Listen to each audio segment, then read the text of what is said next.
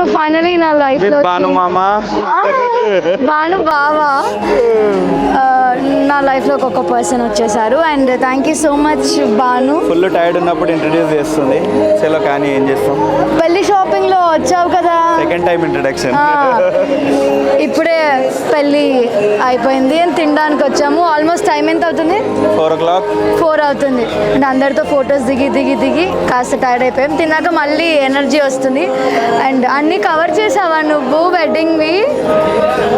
అయితే మీరు అన్నీ నా వెడ్డింగ్ మొత్తం చూసేస్తారు. అండ్ నన్ను బ్లెస్ చేయండి, నన్ను బానుని మీరు బ్లెస్ చేయవలసిందిగా కోరుతున్నాము ప్రతి ఒక్కరికి.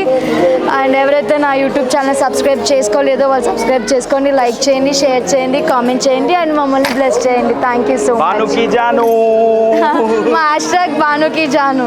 దాని తర్వాత ఇలా జిడ్డు మొహాలతో ఉన్నాం అనమాట. సో పెళ్ళి అంతా అయిపోయింది. ఓన్లీ వడి బియ్యాలు పోయడం మా దాంట్లో ఉంటుందన్నమాట.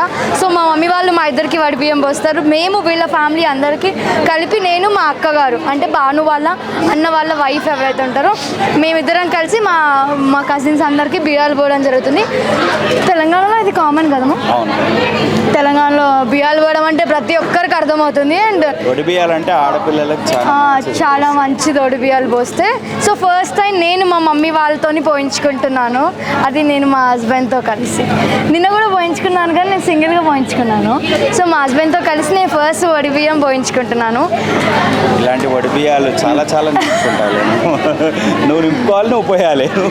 Thank you so much. వీళ్ళందరి మొహాలు చూస్తే అర్థమైపోతుంది మేము పెళ్ళి ఎంత బాగా సెలబ్రేట్ చేసుకున్నాము. అందరం అలసిపోయాం, లాస్ట్లో ఇందాక డాన్స్ కూడా చేసాము.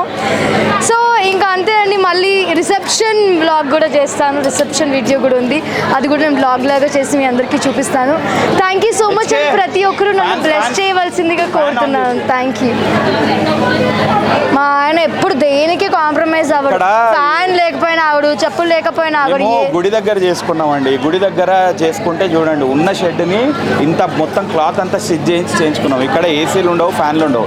సో లేకపోతే ఇంత ఇది మేము అసలు హాల్లో వేసుకుంటే చాలా ఇదైపోయింది. కాకపోతే సాంప్రదాయ ప్రకారం లవ్ మ్యారేజ్ కాబట్టి ఏ దోషాలు ఉన్నా కానీ పోతుంది. కాబట్టి 1000 ఏళ్ళ ముందు స్థాపించిన గుడి కొలువులో చేసుకుంటే ఏ దోషాలు ఉన్నా కానీ దేవుడు దీవించి క్షమిస్తాడు అని చెప్పేసి ఇక్కడ చేసుకోవడానికి మెయిన్ రీజన్.